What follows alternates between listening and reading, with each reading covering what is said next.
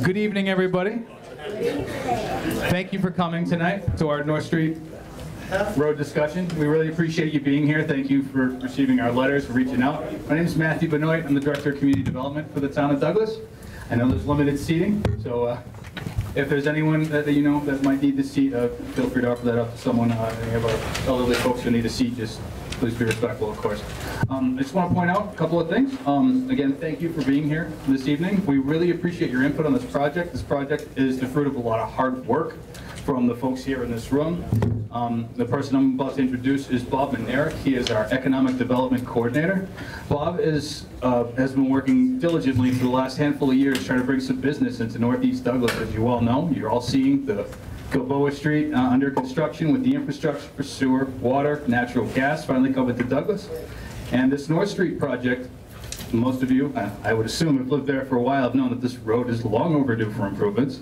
But there's an opportunity here for some infrastructure through some grants and some funding. So, without further ado, I just want to introduce you to Bob. He's going to talk a little bit about the funding mechanisms for this project. And thank you again for being here. We're really interested in hearing your feedback as we continue with the presentation. So thank you. Thank you, Matt.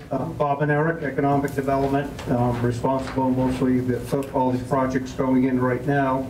There's a 1 million square foot warehouse being built. You probably see that across the pond. The streets that are being ripped up right now is all the infrastructure to support that building. There's another project on the horizon that's at the Pine, God bless you, that's at the Pine Sand and Gravel site. That's going to be having about 3 of the buildings that we're building right now. The infrastructure that's going into North Street is going to support that building. And again, as we said in January, this is a water sewer project. We have the opportunity to improve the road with sidewalks, straightening, widening, just a lot of safety improvements. The opportunity exists, and we're going to try to grab it right now.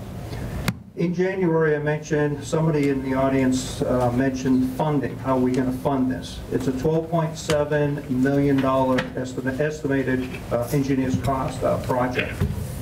We applied for a MassWorks grant. We submitted that June 2nd for $4.5 million. We will not find that out until October. It's a waiting period right now. We're pursuing federal grants for a water tank to support it. All the remaining funding is coming from the 2 developers in the area. So the $12.7 million right now, we're looking at almost zero cost to the town, except for the engineering that we're presently doing right now. I know everybody wants to get on with the presentation, so with that ado, I will introduce, well, let's introduce Bob Sullivan in the back. He's our water systems systems manager. He doesn't want to speak, so I'm speaking for him. I'm going to introduce Gina Britton. She is the principal manager at Stantec Consulting. Thank you, and thank you for all attending. Thanks, Bob. I'm just going to take 1 minute. We have a decent amount of Stantec engineers here tonight. My name is Gina Britton, as Bob said. I'm the project manager for this job. We have, Nate's going to speak first on all the roadway improvements.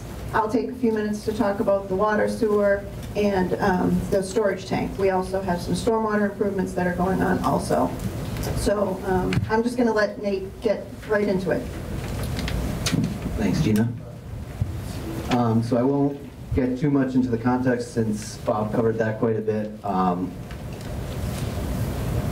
We have an opportunity to do a lot of roadway improvements on this road, which all of you, I'm sure, are aware.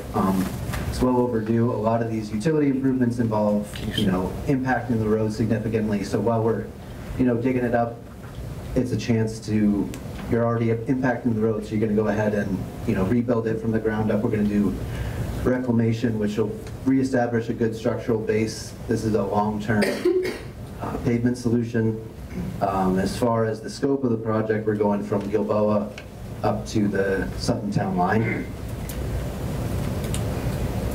So as far as schedule, I know Bob mentioned we're in a waiting period. The preliminary design was in this summer. We're having this meeting to get some more feedback from you guys before we move forward into the final design phase, through this winter ideally, with construction occurring into 2026, wrapping around that.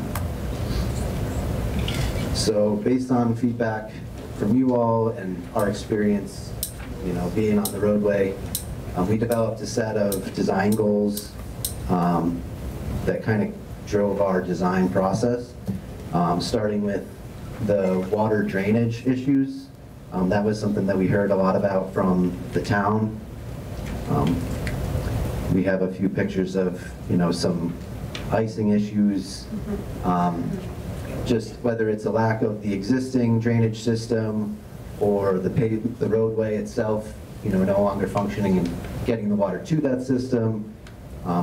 This is an opportunity to improve that, whether it's an expansion of the system, a correction of cross slopes of the roadway, etc. So that's one thing that is a primary focus for us. We have some ponding issues, general geometry corrections that will mediate a lot of those issues. The geometry itself leads us kind of into our next point, or our next goal, which is some of the visibility and sightline issues. That plays also in part to our goal about managing the speed. It's not that we're changing the design speed of the road. We're not changing the road in that aspect, but we're just trying to provide some consistency to improve the existing road. So a lot of that plays out of the existing cross-section and the lack of consistency there. So as it is existing, it's one lane either direction, but the lanes vary dramatically in width. I mean, they neck down, 9 feet in areas, 13 feet at some of the widest areas, which creates just an inconsistency as a driver. If you're local, you probably know the way to drive the road, but if you're coming from out of town, you have this wide lane and suddenly it necks down on a corner, you're not expecting it, you're squeezing, the car's coming the other direction, and it becomes an issue. So that lack of consistency causes a safety problem, and it also, the sight lines, those tight corners where that happens, it becomes an issue. A couple of examples we have, this is looking from 94 north, south towards Gilboa. We have, example of the roadway widening out unnecessarily. The lane on this side gets exceptionally tight. You have this little jog in the road that's not a smooth curve. It's not the route that you would drive comfortably. And then this is another example looking from number 66 down towards Gilboa around the corner at Prentice Court. The visibility on this corner is pretty poor. You can't see if there's a vehicle coming up. If someone's turning into Prentice Court, there's very poor visibility.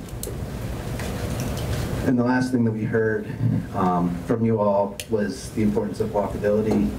We have, a nice playground. We have side streets with neighborhoods, developments.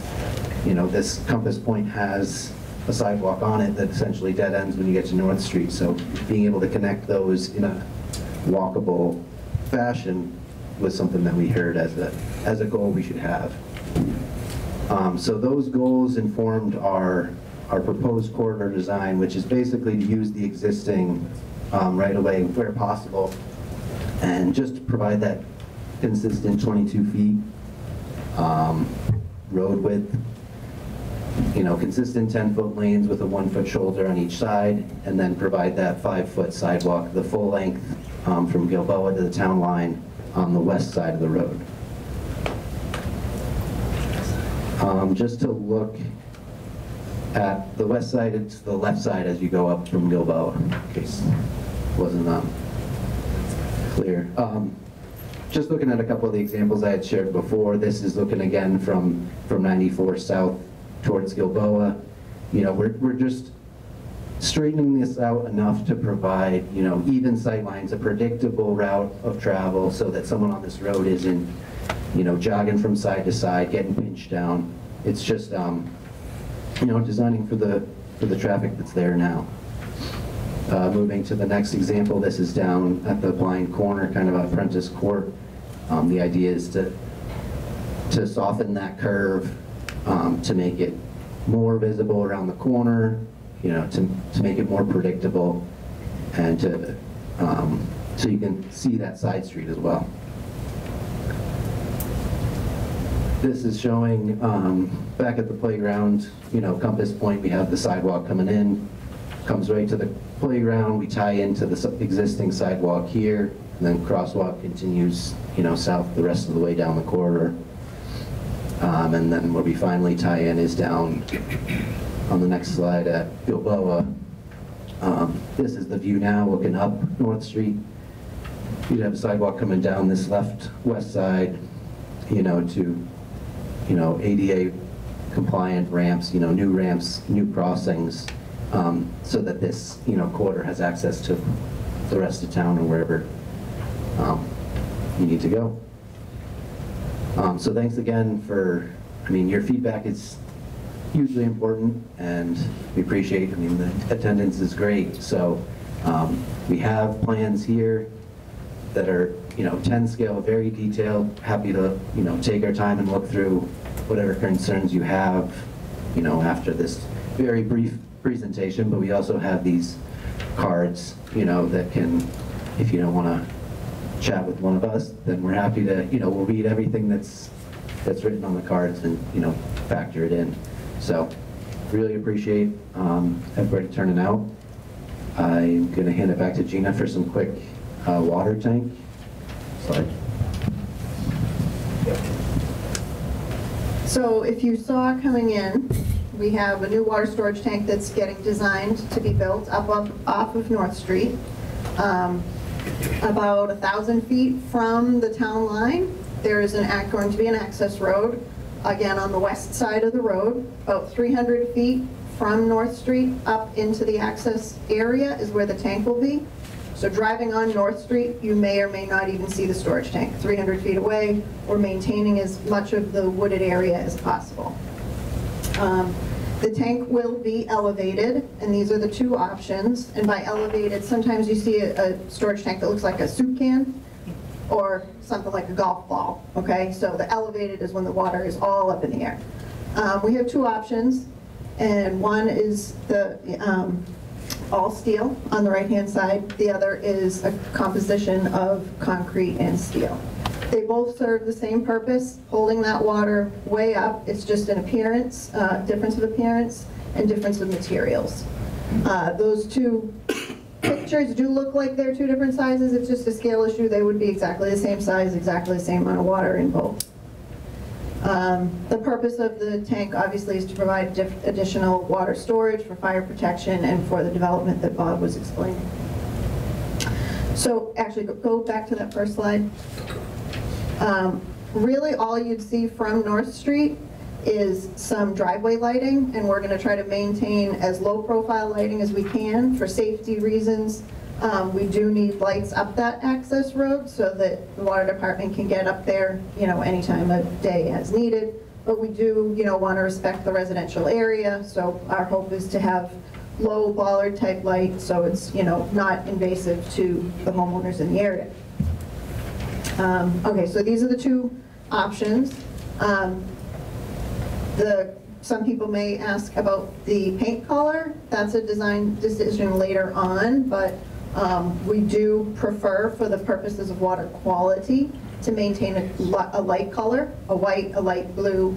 Light colors are better for water quality. If you think about how water heats up, anything heats up with a darker color, you don't want warm water in the tank. Okay, so next. So the two views are just, you know, this is not exactly the tank, but what you may see if you were standing right near it versus a little further away. It is a very wooded area, and you know, but the tank will be taller than any of the trees. How tall? It's going to be about 120 feet tall to the top. Okay. Most of the trees in that area, we measured them, they were 115 feet. This tank might stick up above the tall pines, and there's pines that will not be cut down. So the tank will basically be embedded in the top of the pines, 5 feet above. Chances are you will not see it. What part of the street? Where is it going? So the access road to the tank site is about 1,000 feet from the town line, but that the tank is then about 300 feet back from the road, from North Street. From the Sutton down line? Correct. Yes, there's a road already carved in. Yeah, so, okay, so this is good. So here's the town line. There's an access road across the street, I think from 127, okay, is where the access road to the tank will be. But the tank itself will be about 300 feet from North Street into that area.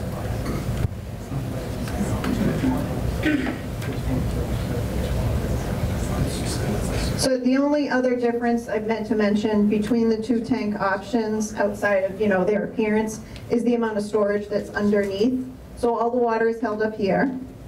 This type of tank has more storage for, say, Bob's equipment or whatever, if he needs to put, whatever he wants to store up there. There is some storage in this facility also. It's not as much.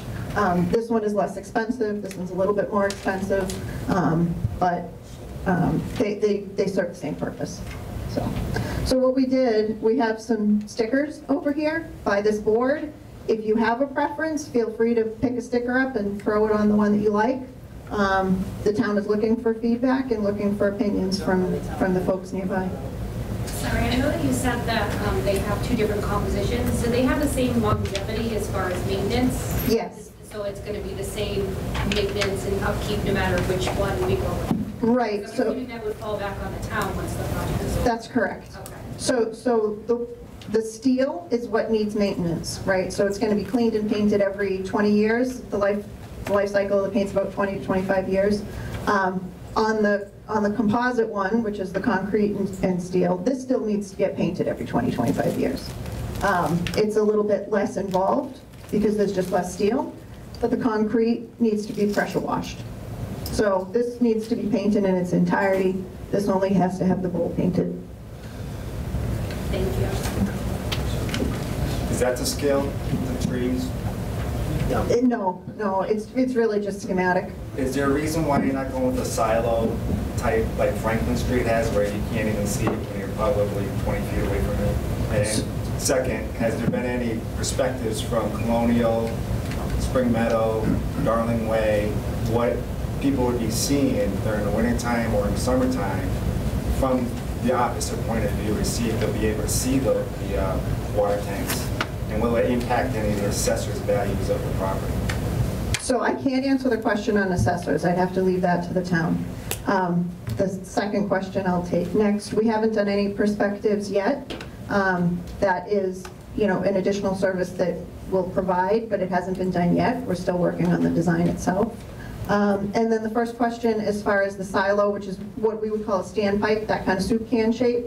For the purposes of what we're trying to accomplish here, this is the most beneficial storage that this area needs because it holds all of the water up high and it's all usable. In that silo type of storage facility, you're using the water to hold up the water, and the water that's stored in here in that other kind of tank doesn't get used. It's just holding the water up.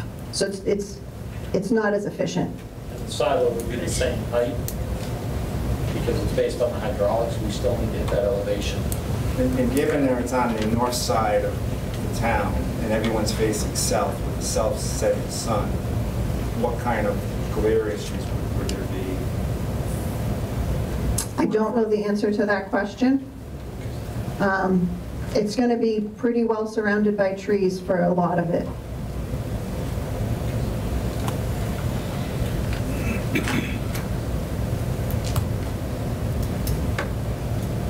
So again, thank you to everybody who came and all of your questions. We will be here as long as we need to answer any additional questions. As Nate said, we've got all of the plans lined up over there for you to look at, ask more questions. We have the tank options here too. Sure. I've lived on North Street quite a long time, and we did the road many years ago. The section that's just after you go up over the hill, down by the water tank, what entrance to the water tank.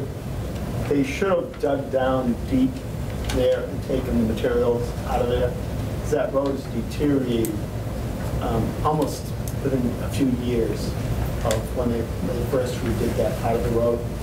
So I'm wondering what kind of plans you have for digging out the material that's there for the road, getting all the hydraulics correct for the water flow, to make sure it doesn't get all torn up again like it did the last time. It is now.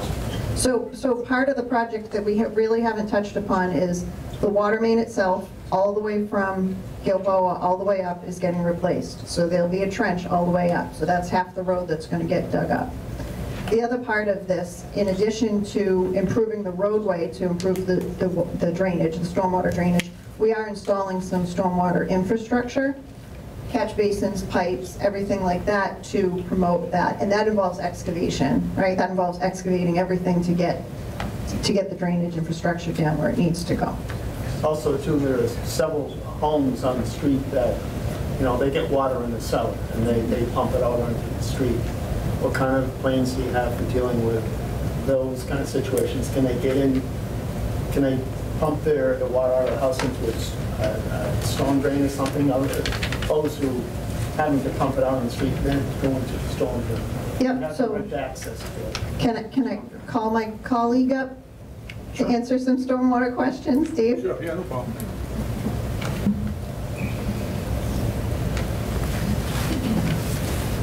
Adam answer, so we'll see you. You got the list, right? Good evening, everyone. My name is Dave Lynn from Stantec, and I'm involved with the stormwater drainage design for the project.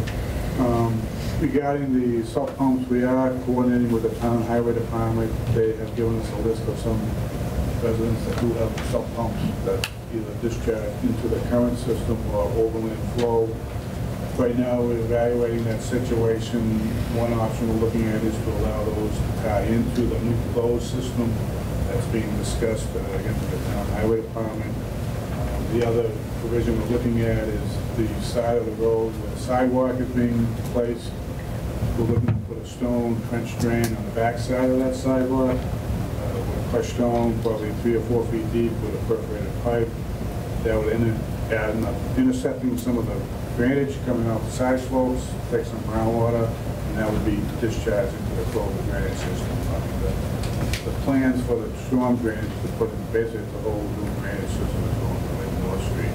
We're putting in all new catch basins, drain manholes, a collection system. So. Can you speak up a little, sir? Yep, sure. So when you say in the plans, does that mean it's been approved already? That's what you're doing, or yeah? Well, we haven't gone to final design, but that's the way we're approaching it now. I mean, final design is fall or next spring. Yeah. Is there a third meeting for this project?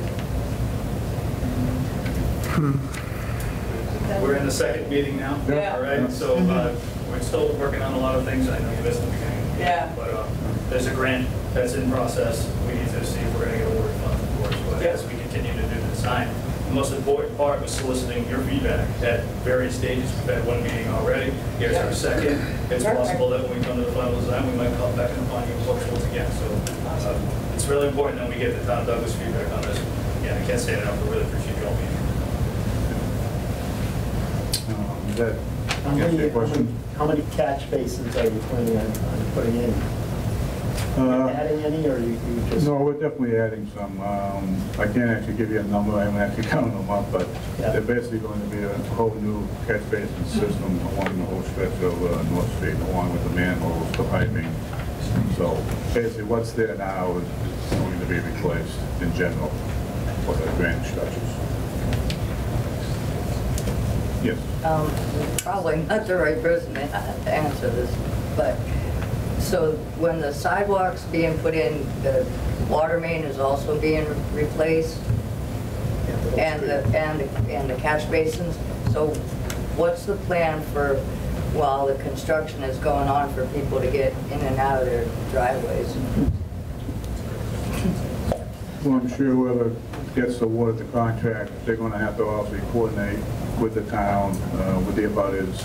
I mean, that'll also be coordination with the contractor whoever gets selected. I mean, obviously, they're gonna have to work and work with you so you can get access, you know, to the street and outside of your driveway and that sort of thing. So that will be something that'll be coordinated once the contract's awarded to the contractor.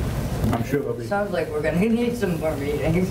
Yeah, I mean, there'll definitely be more meetings once you get to that point, you know, with the contractor. Everybody will be able to get in and out of their properties. Yeah. Oh, I think, I'm a little concerned because right on the corner, I believe the water drain actually goes under our driveway, and it's been sinking for years. So it's definitely, there's definitely something wrong under there with the drain. She's on the corner of Guimond. Yeah. Right where it starts. I mean, a lot of that existing drainage pipe's gonna end up being removed. Yeah. Replaced with a whole new drain line. I think, yeah.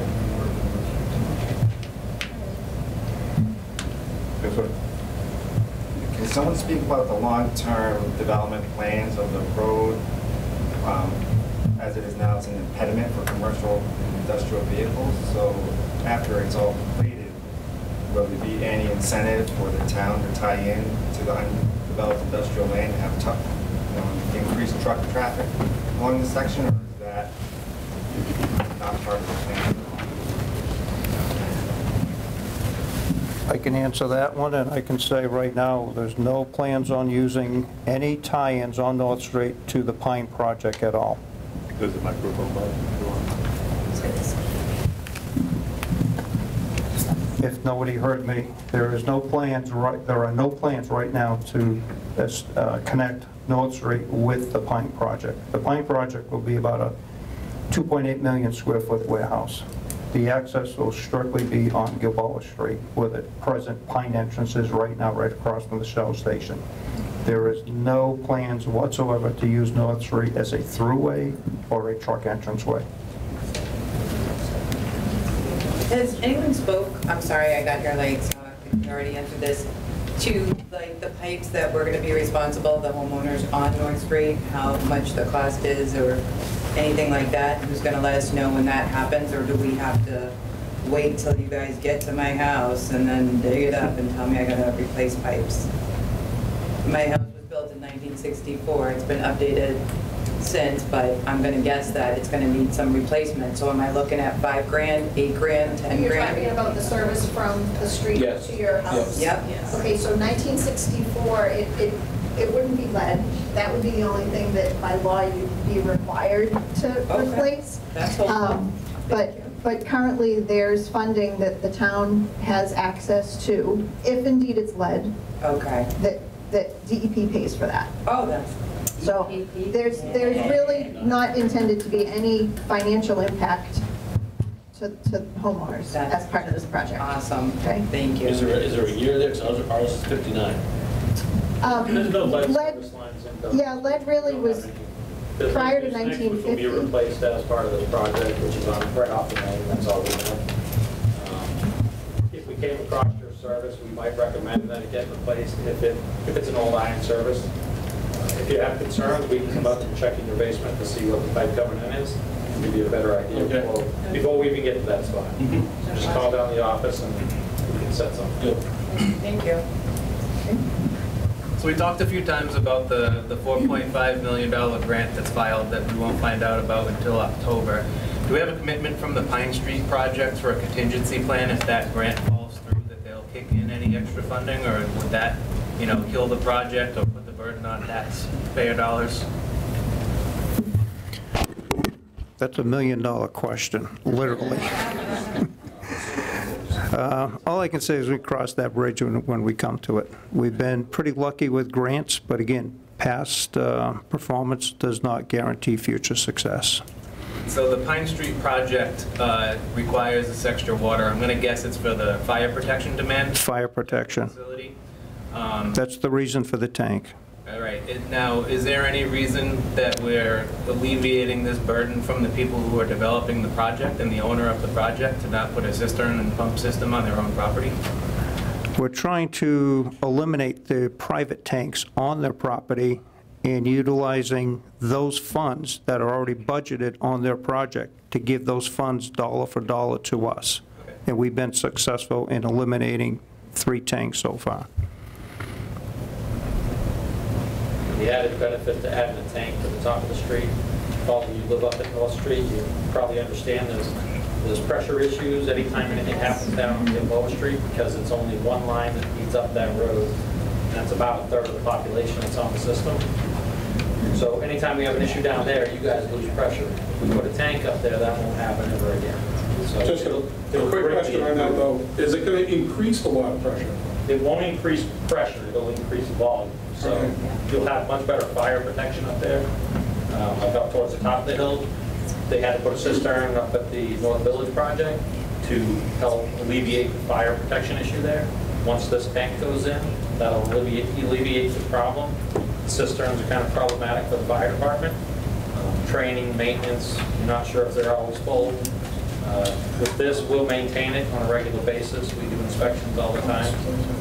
And like I said, it will increase the water quality and will increase the volume that you have available to you. And if there's ever an issue, we'll have probably 3 days storage there. So if there's a break down near the intersection or Royal Garden North Street, we can isolate it and everyone will still have water. So there's really more benefits to the residents in that whole end of town, more so than just the fire protection. And I'll add to that, Bob, it's not only a straight line up North Street, it'll be looped through the Pine Project to connect near the Shell Station on Gilboa. So it will be a closed loop system.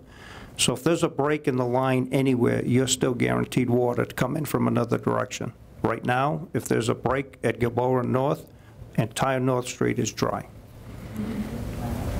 Are both scenarios the same height, the tanks? Yes. So this is drinking water as well as fire protection? Yes. How does it loop through? Is there going to be a line that runs off to the east and over to Pine? That's why we're running it to the end, to the Sutton Town line. It'll come down, if you're familiar with that property, it's the Vecchione property. It'll follow the Town Sutton line into the Pine Project, and then the Pine Project will carry it probably 3,000 feet to Gilboa. So then there's going to be water line along the town lines? Correct. Yes. As part of the later project. That's on the Pine Project. That's the developer's side. It's not part of this North Street project. We're just bringing it to the town line with a T. That will fully be the responsibility of the Pine Project, which has already been discussed. Many of the houses are relatively close to the street on North Street. Will you be notifying us as to how much frontage we might lose with the proposed plan of the roadway?